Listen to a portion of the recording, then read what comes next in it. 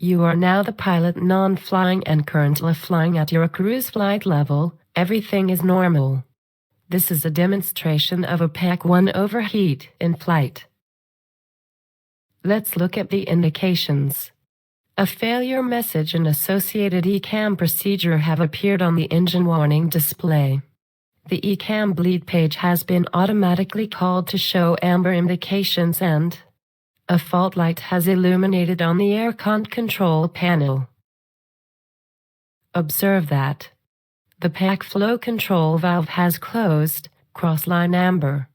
This occurred automatically when the overheat was detected to protect the pack from damage. The compressor outlet temperature has also turned amber because the temperature limit has been exceeded, and high flow is automatically selected on the remaining pack.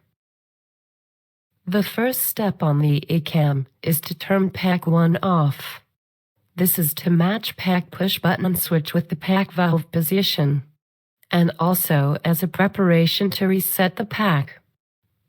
Note that the fault light on the pack push button switch is on to help to locate it and to inform about the overheat condition. When Pack 1 is turned off, the off light illuminates white in the Pack 1 push button switch. But notice that the fault light is still on because the overheat is still present. The completed procedural step disappears from the engine warning display. The compressor outlet temperature is now decreasing. Let's move on to the next step of the procedure, which is not an action but a condition line. We have to determine if the pack overheat is out. Few minutes later, you observe that on the air panel, the fault light on the Pack 1 push button switch goes off, and the compressor outlet temperature indication is green. So we can conclude that the overheat is no longer present. Therefore, you can turn Pack 1 back on. Everything is now back to normal, and the pack is reset.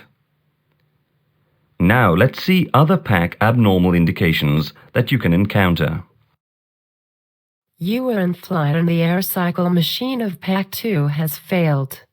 In this case, a bypass valve opens automatically, allowing the air to bypass the air cycle machine. The bleed air is now cooled by the heat exchangers only. Notice that on the ECAM bleed page, the bypass valve is indicated by a green arrow, and on the engine warning display, the amber message confirms that Pack 2 is operating in bypass mode. Note, on the ground, with an air cycle machine failure, ECAM will advise you to switch the affected pack off to avoid an overheat.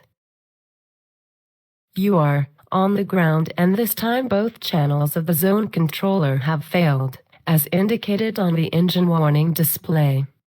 On the ECAM con page, observe that pack reg appears in green, meaning that the temperature is regulated by the packs only. The packs deliver a fixed temperature of 20 degrees Celsius. Pack flow and temperature selections are lost, and all temperature indications are also lost.